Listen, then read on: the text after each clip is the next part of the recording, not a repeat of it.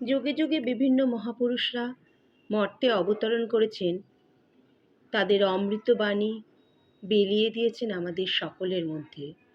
সকলেরই উদ্দেশ্য একই, মানুষকে অন্ধকার থেকে আলোর পথ দেখানো। সেরকমই মহাপুরুষদের বাণী থেকে কিছু অংশ আমি পাঠ করছি। হার জিত জীবনের অবিচ্ছিন্ন অঙ্গ। শুধুমাত্র সাফল্য বা শুধুমাত্র ব্যর্থতার জীবন সম্ভব নয়। জীবন এই দুয়ের মিশ্রণ। সুতরাং সাফল্যের সময় অতিরিক্ত আনন্দে উচ্ছ্বসিত হওয়া বা ব্যর্থতার সময় ডুবন্ত জাহাজের মতো তলিয়ে যাওয়ার অনুভূতি আমাদের হওয়া উচিত নয়। সাফল্য এবং পরাজয় উভয়কে আমাদের প্রসাদ হিসেবে গ্রহণ করতে পারা উচিত। মন্দিরের প্রসাদ যখন আমরা হাত পেতে নিই, তখন তার মধ্যে পিঁপড়ে বা কাঁকড় থাকতে পারে। যদি এরকমটি থাকে, তবে আমরা সেগুলি সরিয়ে দিয়ে শ্রদ্ধার সঙ্গে প্রসাদ গ্রহণ করি। সেই রকম জীবনের সব রকম পরিস্থিতিকে ঈশ্বরের উপহার মনে করে প্রসাদ বুদ্ধিতে স্বীকার করে নেওয়া উচিত। এক ধোপা স্ত্রী এবং ছেলেকে নিয়ে বাস করত। ধোয়ার কাপড় বোঁচকা বেঁধে মাথায় করে ধোয়ার ঘাটে নিয়ে যেত এবং ধোয়া কাপড়ের বোঝা মাথা করে লোকের বাড়ি বাড়ি গিয়ে পৌঁছে দিত। বয়স অনেক বেড়ে যাওয়ার পর কাপড়ের বোঝা বইতে তার কষ্ট হতো। তখন সে ঠিক করল বোঝা বইবার জন্য একটা গাধা কিনবে। জমানো পয়সা হিসেব করে দেখল একটা গাধা কেনা যাবে। একদিন সকালে ধোপা ছেলেকে সঙ্গে নিয়ে গাধা কিনতে বেরোলো। তার বউও এই ফাঁকে আত্মীয়দের সঙ্গে দেখা করবে বলে পাশের গ্রামে চলে গেল। যেখানে গাধা বিক্রি হয় সেখানে পৌঁছতে 2-3টে গ্রাম পার হতে হয়। যতক্ষণে তার গাধাটা কিনল, ততক্ষণে দুপুর পেরিয়ে গেছে। ঠাকুর ঘরে রাখবে বলে কাচে বাঁধানো ঠাকুরের একটা ছবি কিনে তারা বাড়ির উদ্দেশ্যে রওনা দিল। অনেক দেরি হয়ে গেছে এবং সকাল থেকে কিছু খায়নি বলে ছেলে খুব ক্লান্ত হয়ে পড়ল। ধোপা রাস্তার ধারের এক খুঁটির সঙ্গে গাধাটাকে বেঁধে রাখল এবং কাছেই একটা গাছের ছায়ায় গামছা পেতে দিয়ে ছেলেকে শুইয়ে দিল।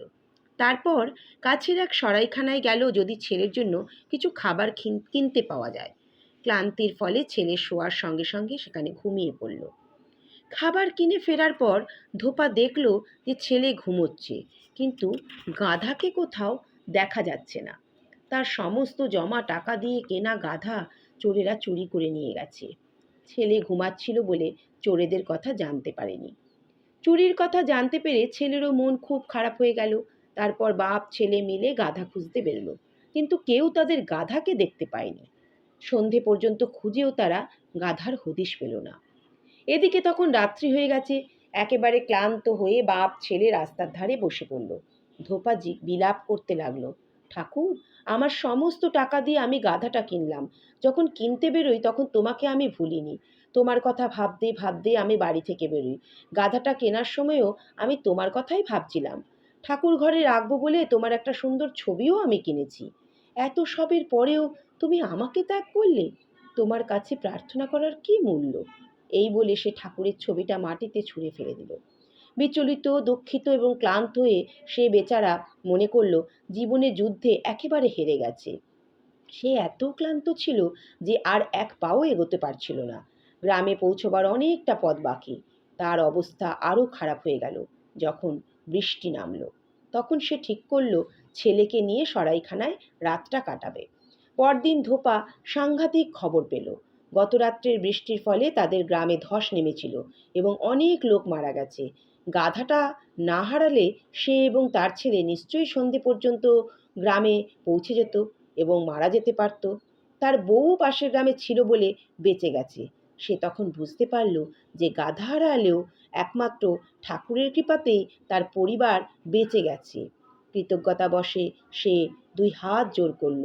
গতকাল রাত্রে গাধা হারিয়েছে বলে সে ঠাকুরকে বকাঝকা করেছিল।